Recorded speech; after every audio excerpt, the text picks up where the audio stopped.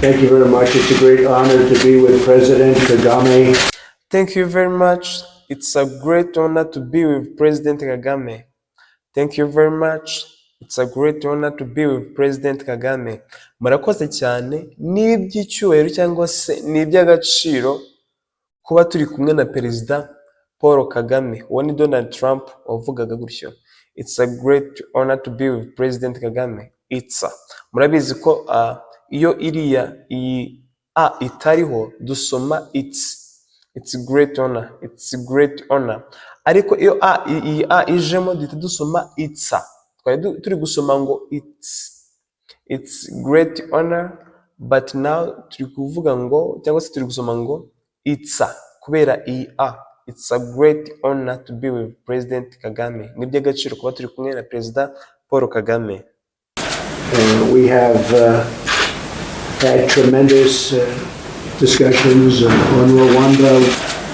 We have had tremendous discussions on Rwanda. And we have had tremendous discussions on Rwanda. And we have had tremendous discussions on Rwanda. Kandi twagize ikiganiro cyangwa se cy'ingirakamaro cyangwa se cy'umusaruro cyangwa se ikiganiro cyiza ku Rwanda. And murabizi ntabwo muri fast English tuvuga and we have had tremendous and we have had tremendous we have had tremendous discussions on Rwanda. Kandi twagize ikiganiro cy'ingirakamaro ku Rwanda. The job they've done is absolutely terrific. The job they've done is absolutely terrific. The job they've done is absolutely terrific. The job they've done is they've done is absolutely terrific. The job they have done is absolutely terrific. Akazi bakoze kari keza cyane rwose. Absolutely terrific. Ikintu kiri terrific ni ikintu kiri very good, ikintu cyiza cyane. Then absolutely ni nkareke rwose gushimangira ko akazi kakozwe kari keza cyane. The job they've done is absolutely terrific. Yes. We have trade with Rwanda. We have trade with Rwanda. We have trade with Rwanda. We have trade with Rwanda. Ntago I have ariko ikomeza like avuga ngo we have trade with Rwanda. Niyo mpamvu natwe tugomba kwimenyereza just kuvuga muri ubu buryo. We have trade with Rwanda. We have trade with Rwanda. We have trade with Rwanda. Yeah, dufitanye ubucuruzi n'u Rwanda. And just general, I would say great relationships. And just general, I would say great relationships. And just general, I would say great relationships. And just general, I would say great relationships. Muri rusange ni kuvuga ngo muri rusange navuga ngo dufitanye umubano ukomeye. I would say great relationships. I want to congratulate you, Mr. President. I want to congratulate you, Mr. President. I want to congratulate you, Mr. President. I want to congratulate you, Mr. President. Guys, I want you to imitate this saying. Ni gushaka ko mwiganya uburyo ari kuvuga. Just nimba prayinze ahantu nta hasize lyrics, gerageza umwiganye umenye, just nushake uguessing what he's saying. Kuko after ndikuza nkabereka lyrics, mujye mugerageza mukomeze just imitating. I want to congratulate you. You can repeat after me. Cyangwa se ushobora gusubiramo ibyo ndi kuvuga. I want to congratulate you, Mr. President. Mr. President, yes. Hano ari kuvuga ngo nashakaga kugushimira nyakubahwa Perezida. I want to congratulate you, Mr. President. Yes. As being the new head of the African Union, that's a great honor. As being the new head of the African Union, that's a great honor. As being the new head of the African Union, that's great honor. As being the new head of the African Union, that's great honor. Kubwo kuba, mbere yaravuze ngo ndashakaga kubashimira nyakubahwa Perezida. Kubwo kuba, as being the, kubwo kuba new head of African Union, kubwo kuba umuyobozi mushya wa Afrika yunze ubumwe, as being the new head of African Union, I mean wa Afrika yunze ubumwe, that's great honor. Ibyo ni iby'igiciro gikomeye. This was just announced recently, and this was just announced recently, and this was just announced recently. This was just announced recently. This was. Kwa turi kwita tukavuga ngo this was just announced recently. Apana recently. Tukavuga ngo recently. Ni nko kuvuga mu Kinyarwanda ngo ibi biherutse gutangazwa. Recently uburyo tuyikoreshamo nshobora kuvuga ngo I visited you, naragusuye. Naba nshaka kuvuga ngo mperutse kugusura nkavuga ngo I recently visited you, mperutse kugusura. Hari I visited you, naragusuye, mperutse kugusura. I recently visited you, mperutse kugusura. Then here he was saying that this was just announced recently. Ibi biherutse gutangazwa. That really truly is a great honor. So that really truly is a great honor. So and that really truly is a great honor. And that really truly is a great honor. Is a great honor. Ahubwo is a great honor. Is a great honor. Not is a great honor. Is a great honor. Yes, in first English. Hano ni nko kuvuga ngo kandi ibyo rwose mu by'ukuri ni by'igiciro gikomeye. Kandi ibyo rwose mu by'ukuri ni by'igiciro gikomeye. And that really truly is a great honor. Please give my regards. I know you're going to your first meeting very shortly. Please give my regards. I know you're going to your first meeting very shortly. So please give my regards. I know you're going to your first meeting very shortly. So please give my regards. I know you're going to your first meeting very shortly. Rero untangire intashyo, ndabizi kuri kujya cyangwa se ugiye kujya mu nama yawe ya mbere vuba aha cyangwa se mu kanya gato bitewe n'igihe inama iri. So please give my regards. To give your regards, just gutanga intashyo. Nkubwira ngo give my regards, ntangire intashyo cyangwa se ubansuhurize. Please give my regards, ubansuhurize. I know you are going, ndabizi kuri kujya cyangwa se ugiye kujya to your first meeting, ugiye kujya mu nama yawe ya mbere very shortly, vuba aha cyangwa se mu kanya. And please give my warmest regards, but it's an honor to have you as a friend. Thank you. And please give my warmest regards, but it's an honor to have you as a friend. Thank you. And please give my warmest regards, but it's an honor to have you as a friend. And please give my warmest regards, but it's an honor to have you as a friend. Ni nko kuvuga ngo untangire intashyo, nkuko twabivuze untangire intashyo, but it's an honor, ni iby'agaciro cyangwa se ni iby'icyubahiro kugira nk'inshuti, to have you as a friend, kugira nk'inshuti ni iby'icyubahiro. But it's an honor, it's an honor, it's an honor to have you, to have you as as a friend. Dusoma as gusa kubera iyi a turasoma as. To have you as a friend. Yeah. Well, it was a great honor to meet the President of the United States.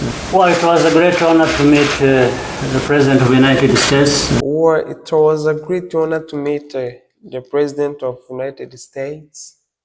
Or it was it was a great honor to meet the President of United States.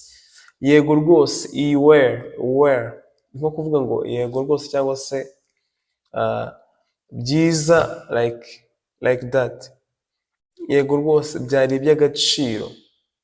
It was great honor, byari iby'agaciro cyangwa se byari iby'icyubahiro guhura na perezida, to meet the President of United States. Guhura na perezida wa Leta Zunze Ubumwe za Amerika. President Donald Trump. President Donald Trump. President Donald Trump. President Donald Trump. Perezida Donald Trump. Yeah. And we had good discussions on those two levels. And we had good discussions on those two levels. We had good discussions on those two levels. And we had good discussions on those two levels. Kandi twagiranye ibiganiro byiza.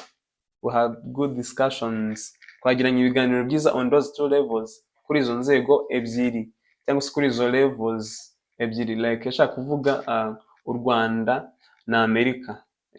Ku rwego rw'ibihugu twagiranye ibiganiro byiza ku rwego rw'ibihugu ari byo like u Rwanda na Amerika. Reka dukomeze imbere harataha bisobanura neza. The bilateral relations between Rwanda and the United States. The bilateral relations between Rwanda and the United States. The bilateral relations between Rwanda and the United States. Mwibuke mbere yari yabanje kuvuga we had good discussions on those two levels. Twagize ibiganiro byiza ku rwego rw'ibihugu bibiri. Hano ahita avuga ngo the bilateral relations. Bilateral relations ni umubano mwiza hagati y'ibihugu bibiri. Ni bibiri. Iyo tuvuze bilateral relations ni ibihugu bibiri. Ubwo ni umubano mwiza hagati y'ibihugu bibiri ari byo u Rwanda na United States, Leta Zunze Ubumwe za Amerika. Rwanda has benefited tremendously from the support of the United States. Rwanda has benefited tremendously from the support of the United States. Rwanda has benefited tremendously from the support of United States. U Rwanda rwungutse biri productive, kunguka just biri tremendous, no kunguka by'ingiramusaruro cyangwa se kunguka nyine just biri productive. Rwanda has benefited tremendously from the support of United States. Rwungutse by'ingiramusaruro ku bufasha buturutse kuri Leta Zunze Ubumwe za Amerika. Just to benefit from someone no kungukira ku muntu. If you win this competition, nutsinda rino rushanwa, I will benefit from you. Nzakungukiraho. To benefit from someone, kungukira ku muntu. Rwanda has benefited tremendously from the support of United States. Rwanda rwungukiye cyangwa se rwungukira ku bufasha buturuka kuri Leta Zunze Ubumwe za Amerika. In many areas where it is in peace support operations we have carried out in different parts of the world. In many areas where it is in peace support operations we have carried out in different parts of the world. In many areas where it is in peace support operations we have carried out in different parts of the world. Hano in many areas nko kuvuga ngo mu bikorwa bitandukanye. Bikorwa bitandukanye nko mu bikorwa byo kubungabunga amahoro. Where it is in peace support operations. Peace support operations ni ibikorwa byo kubungabunga amahoro. We have carried out. Twakoreye, we have carried out in different parts of the world. Twakoreye mu bice bitandukanye by'isi. We had the United States on our side supporting us. We had the United States on our side supporting us. We had the United States on our side supporting us. Twari dufite Amerika, Leta Zunze Ubumwe za Amerika mu ruhande rwacu zidufasha. We had the United States on our side supporting us. Twari dufite Leta Zunze Ubumwe za Amerika mu ruhande rwacu zidufasha. They have supported our economy in trade, investment. They have supported our economy in trade, investment. They have supported our economy in trade, investment. Bafashije ubukungu bwacu, badufashije mu bijyanye n'ubukungu, mu bucuruzi ndetse no mu bushoramari. They have supported our economy in trade and investment, no mu ishoramari. We see a lot of tourists from United States. We see a lot of tourists from United States. We see a lot of tourists from United States. Tubona ba mukerarugendo benshi bava muri Amerika. We see a lot of tourists. Ba mukerarugendo benshi. Tourists now ni ba mukerarugendo from United States. Bo muri United States. Visitors coming to Rwanda. Visitors coming to Rwanda. Visitors coming to Rwanda. Visitors coming to Rwanda. Badusura baza mu Rwanda. Badusura baza mu Rwanda. Mwibuke twari twanje ko ubona aho yarari kuvuga ngo we see a lot of tourists. Tubona ba mukerarugendo benshi from United States bava muri Amerika cyangwa se bo muri Amerika. Visitors badusura coming to Rwanda baza mu Rwanda. President, I wanted to thank you for the support you have received from you personally and the administration. President, I wanted to thank you for the support you have received from you personally and the administration. And President, I want to thank you for the support you have received from you, customer, and administration.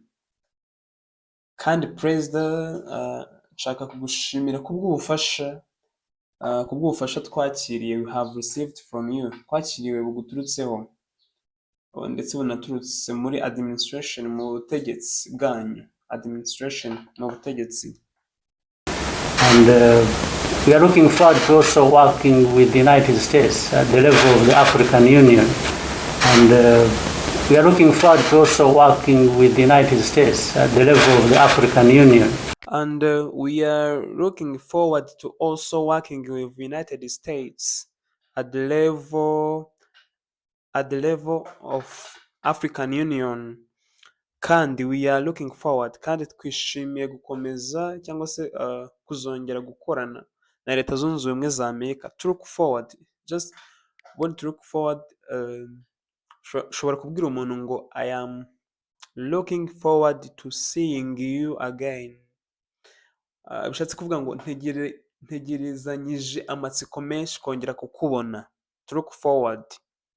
To look forward no gutegererezanya amatsiko menshi, but here bishatse kuvuga ngo twishimiye kuzongera gukorana namwe cyangwa se kuzakomeza gukorana na Leta Zunze Ubumwe za Amerika kuri level ya Afurika yunze ubumwe, at the level of the African Union.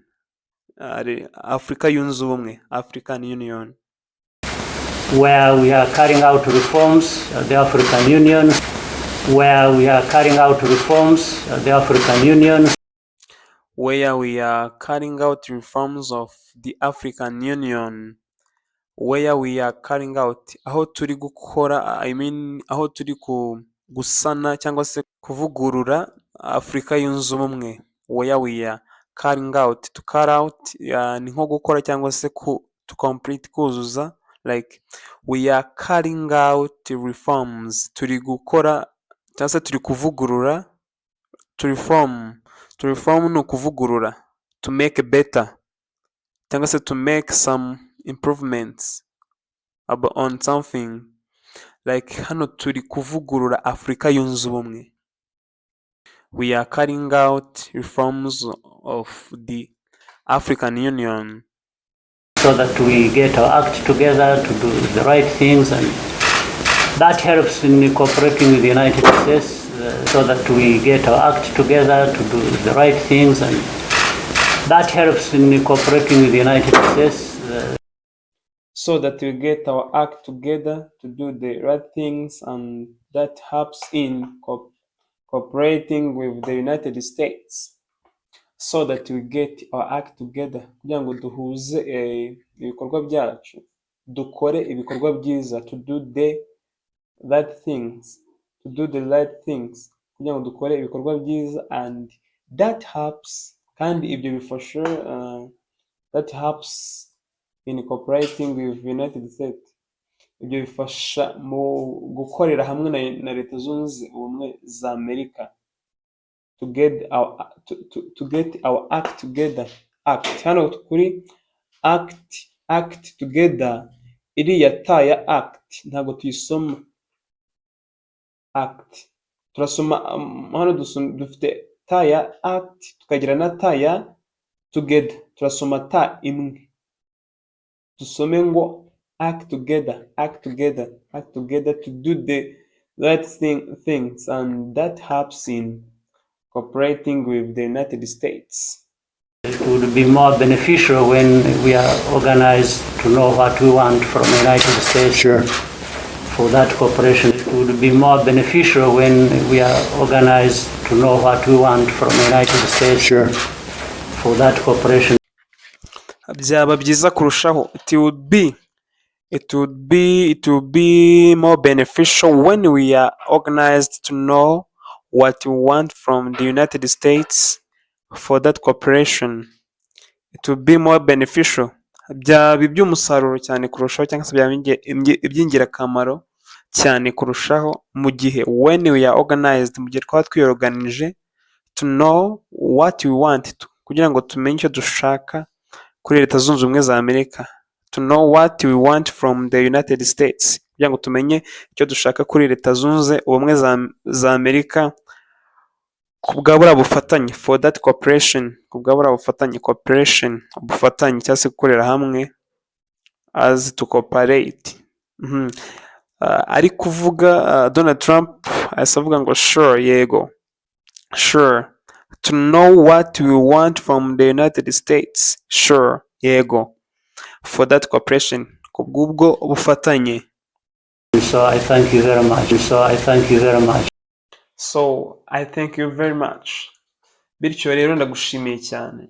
So I thank you very much. Well, I thank you very much, and it's a great honor to have all of you here. And we'll speak for a little bit longer. Well, I thank you very much, and it's a great honor to have all of you here.